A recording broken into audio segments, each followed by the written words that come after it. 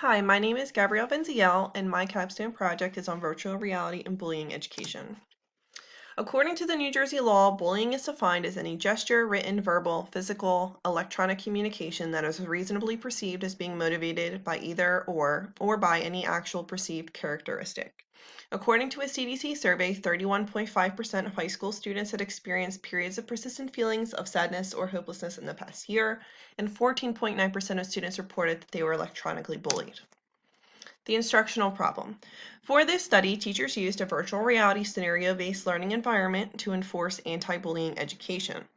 Virtual reality utilizes technology to place users in a simulated environment, and scenario-based learning allows learners to improve their real-life skills during their learning processes.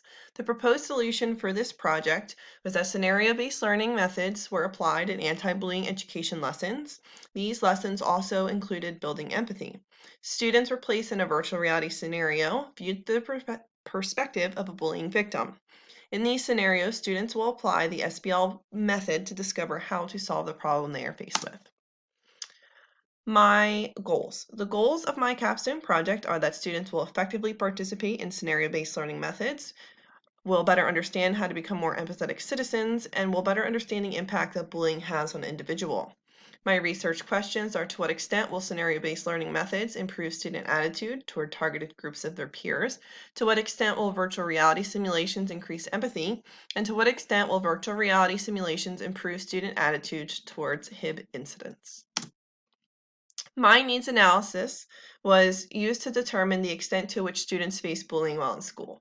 I had two groups, one that consisted of my 7th and 8th grade students, and the other that consisted of 12 teachers who also taught 7th and 8th grade.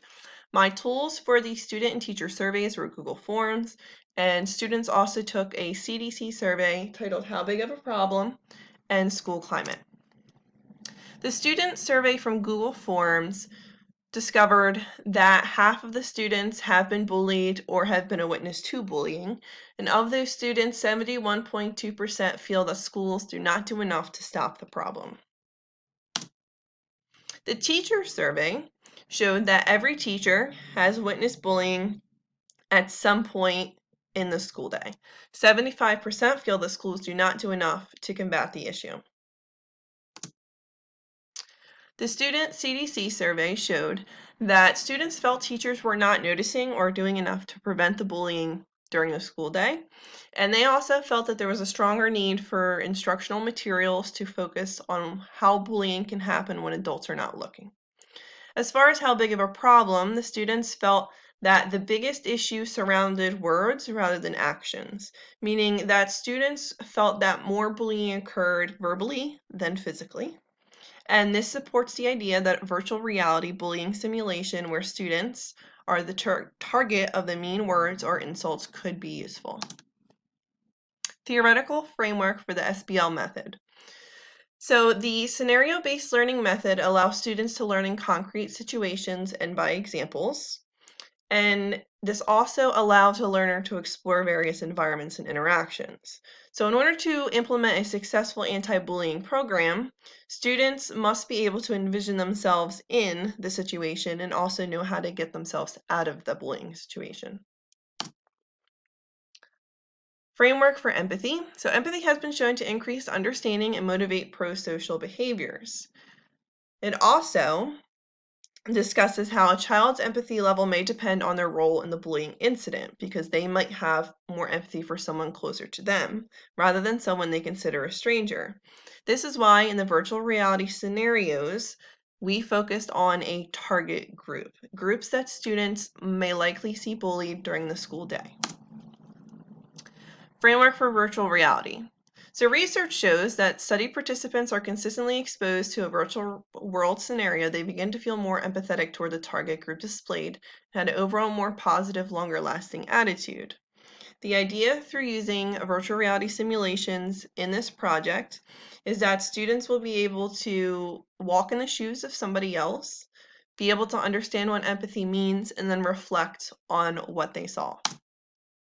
Findings. The reflections asked students to make connections to the novels that they were reading. My 7th graders were reading The Giver, and my 8th graders were reading The Book Thief, which is the final novel in our Holocaust unit. This focuses on how people can use their words and actions to harm or heal in both novels.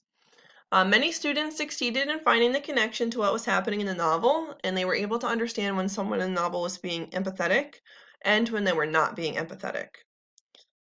In their responses, students actually were able to acknowledge times when they could themselves be more empathetic. The results suggest that virtual reality can be an effective tool in teaching students bullying education. I felt that the responses from the 8th grade class were better than the 7th grade, and I think that plays in part to the Holocaust unit and having a deeper understanding of having empathy for others. I believe that although students are aware of what bullying is, their understanding of how to connect the concept of bullying to the feeling of empathy is amplified when they are reading about it and discussing it. With all of those results and findings in mind, I believe that if we were to start the understanding of empathy at a younger age, and it could be reinforced through literature and curriculum, it's possible that students grow to understand the gravity of their words and actions on others. Those are my sources. Thank you.